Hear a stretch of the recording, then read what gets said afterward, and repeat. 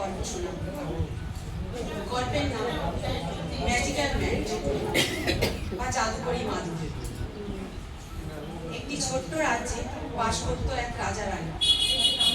সুখের দিন কাটত তাদের, মনের আনন্দে ঘুরে ঘুরে বেড়াতো তারা দুজন। প্রেম ভালোবাসা ছিল তাদের মধ্যে অনেক, একে অপরকে ছেড়ে থাকতে পারতো না তারা দুজন, এতটাই গভীর ছিল তাদের ভালোবাসা। একদিন হঠাৎ করে রানীর খুব শরীর খারাপ হলো। যথারীতি কবিরাজকে ডেকে দেখানো হলো তাকে। ঔষধ দিলেন কবিরাজ, আর কবিরাজ সব শুনে বললেন, এই অসুখ সারানো যাবে না কোনোদিন। উনি যতদিন বাঁচবে ঔষধ খেয়ে যেতে হবে।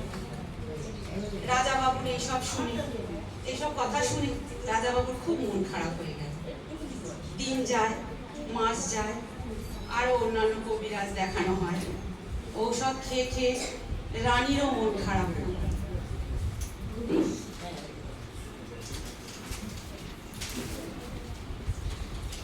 তারপরও রাজা রানীকে বিকেলে তার হাত ধরে হাঁটাতে নিয়ে যায়, আর রাজা একটু তার হাত ছাড়তে সেদিন সেখানে রানী গেল মাটিতে পড়ে।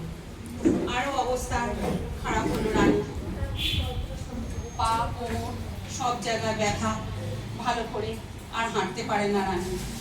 আবার কবিরাজ এলো, ঔষধ দিল, কিন্তু দিনের পর দিন যায়, তার অবস্থার উন্নতি হয় না। রানীর চোখের তলায় কালি পড়ে যায়। রাজারও এসব দেখে খুবই মন খারাপ, কিছুই আর ভালো লাগে না।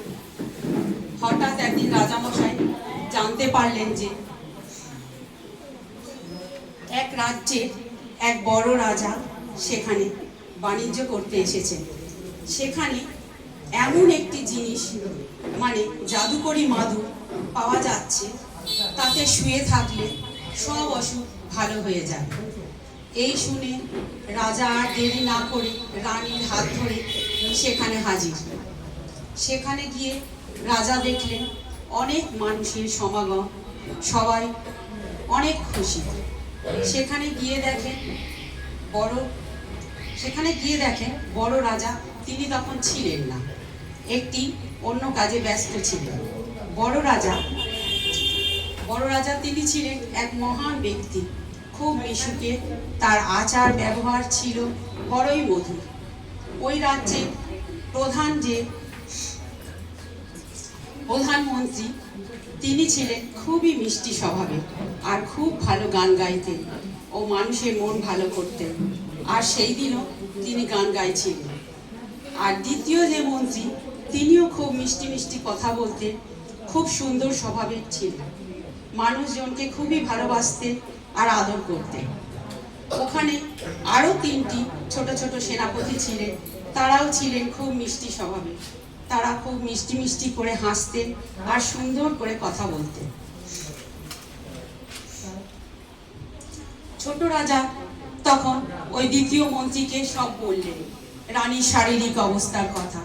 তারপর সব কথা শুনে মন্ত্রী বড় রাজাকে সব বললেন।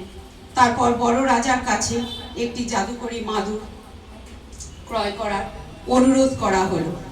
7 সমুদ্র 13 নদী পার করে জাহাজে করে সেই জাদুকরি মাদু আনিয়ে দিলেন সেই বড় রাজা। ছোট রাজা তখন রানীকে সেই জাদুকরি মাদু উপহার দিলেন। রানী সেই জাদুকরি মাদুরটির উপর ঘুমিয়ে থাকলেন দিনের অনেকটাই সময়।